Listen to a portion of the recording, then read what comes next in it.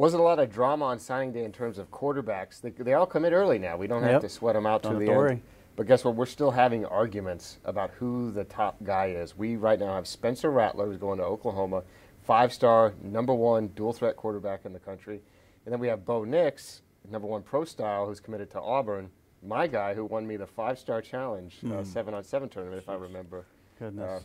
I didn't have Spencer Rattler on my team. He wasn't at the 5-star, so there's nothing I could do. So we've seen over the years, numbers say one of these two guys is probably going to transfer, #1, with the way things are going. Who do you think is going to be the special guy? Is it Rattler? Is it Nix? Is it somebody else farther down the list that maybe we're not sure might be a 5-star? I'm going to take the guy going into the offense that's produced the last 2 Heisman Trophy winners, and that's Rattler. I mean, he's just a perfect fit for it. You know, he's mobile. He's got the arm strength. He can make all the throws, extend the play. You know, I think he's moving into a great situation, and eventually he'll be a Heisman candidate. That's what I think. Now, he's a kid that it took a while for me to come around on him because he was so skinny. I mean, you remember? Yeah, I remember evaluating him as a sophomore, and even as a junior, he was just so skinny. But he's filled out a little bit. He's gotten stronger. He's going to continue to add weight. That'll be key for him as well. You know, I wasn't a huge Kyler Murray guy. We had him, what, in the 70s, I think? Other people had him as a 5-star because I thought he was too small. Rattler's taller than him. I think he throws the ball equally as well. He's not as dynamic an athlete, so that's the one drawback there. But I think I'm going to go with Spencer Rattler.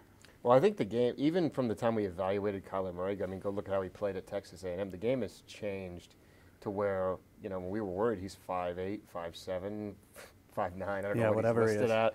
But that was our main concern. Frankly, he was terrible in the Under Armour game, Kyler Murray. Except when he ran.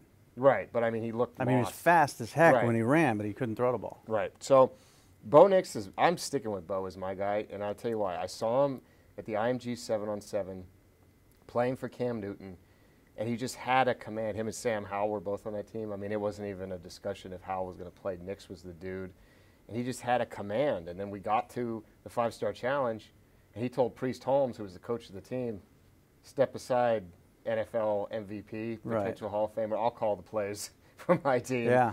And he led him to victory. So I like that. In my experience, you've been doing this a lot longer than me, it's that intangible aspect, the Deshaun Watson, like the coolest customer on the field at all times. I feel like Bo has that, and I don't know.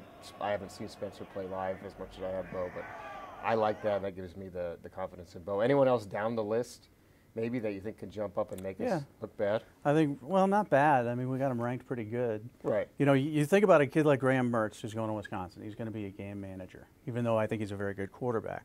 But you think about a guy like Ryan Hilinski who's going to South Carolina, who I think they're going to build their offense around, who could put up some pretty big numbers there. He's coming from the West Coast all the way into the SEC. You know, we saw him at the 5-star challenge as well. I think he was the second best quarterback there. Bo Nix was by far the best quarterback. He had so much zip on the ball compared to everybody else. It was ridiculous, and he's a winner, and he's a leader.